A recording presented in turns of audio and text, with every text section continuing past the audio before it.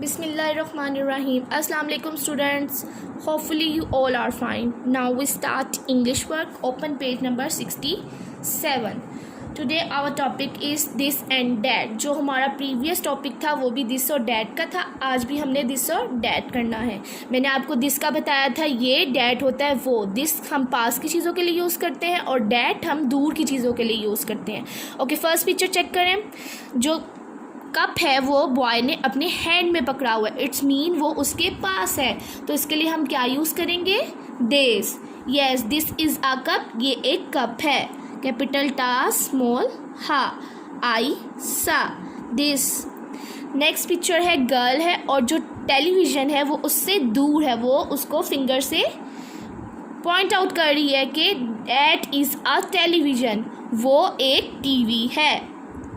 Capital टा, small हा, एटा, that. Next picture है, वॉशिंग मशीन है और गर्ल है. गर्ल अगेन उसे फिंगर से मेंशन कर रही है कि वो उससे दूर है. That is a washing machine. वो एक वॉशिंग मशीन है. टाहा, एटा, दैट. नेक्स्ट पिक्चर है, बॉय है और उसने फॉक जो है वो अपने हाथ में पकड़ा हुआ है. इट्स मीन फॉक उसके पास है. पास की चीज़ों के लिए क्या यूज़ करते हैं? This. We write this here. Taha, Aisha, this is a fork. ये एक कांटा है. नेक्स्ट पिक्चर है, सोफ़ा और बॉय. सोफ़ा उसके पास है, उससे दूर नहीं है, इसलिए पास की चीज़ों के लिए हम दिस यूज़ करते हैं. तो हम यहाँ राइट करेंगे दिस.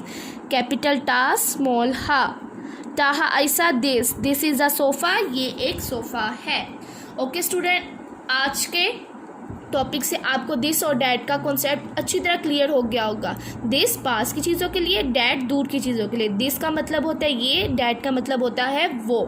ओके स्टूडेंट, आगे बढ़ते जाएं. पढ़ना है, रुकना नहीं. Thank you so much student.